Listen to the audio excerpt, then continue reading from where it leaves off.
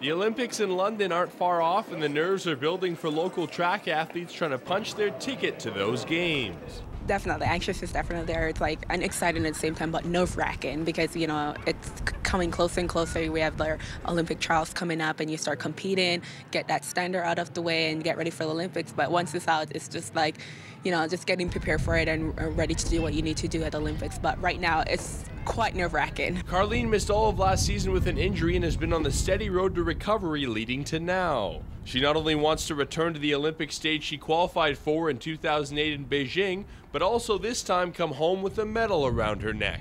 When I went there, it was more, getting that experience, being there, seeing what it is, running at such a high level, and it was absolutely wonderful and awesome for me. But now it's not about the experience anymore for me. It's like I've been there, I've done it, I had the experience. Now it's definitely going there, the game face on 100%, and getting that final and getting that medal.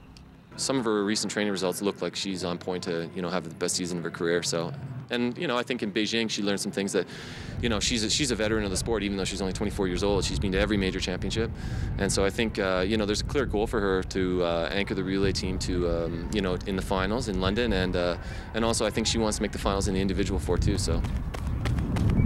Also at the Olympics in 2008 was sprinter Emmanuel Paris, where things didn't really go as planned for him. After a brief retirement from track, Paris is back and as focused as ever on London. Beijing didn't go exactly the way I wanted it to. The one thing that I did learn is that I had a lot more work to do inside, like going there. The work that I did before that, I wasn't in it 100%. I would show up to practice, and I thought that was 100%, but I wasn't really putting my best foot forward. Well, EJ ran really well in 2008, and he, I think some things just didn't go his way, maybe health-wise, and so it was a big focus for us this year to try to keep him healthy, and he's had no problems all year. His diet's is on point. His technique is looking really good. His health is very good. So I think, in 2008, I think he would have had an outstanding season, but some health aspects got in the way. So this year, we're going to keep him healthy and see what he can do. People always ask me, how are you training? Are you training hard? And I tell them I'm training smart. So training smart, sometimes that constitutes training hard, but making sure we're getting the right work done. While Mir and Paris were in Beijing, Adam Kunkel was here at home watching them as he missed the games due to injury. He's got an interesting story because obviously he was on top. He was on top of the world in 2006 and 2007. He had some maybe some injury concerns and some training problems in 2008. And, things just haven't really gone his way for the last 3-4 seasons. But you really got to, have a lot of respect for his drive and commitment.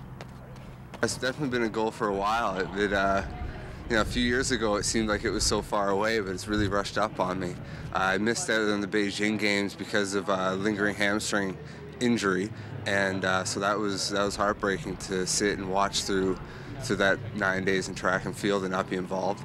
So the last few years have really been about recovering and trying to get my health back and just get all my muscles healthy so that I could put in this year of training at the absolute highest level without any interruptions. And so far, we've been successful, and we kicked off my indoor season with a PB. So that's definitely a good start. Okay. Jordan Greenlee, Shaw TV, Capital Region.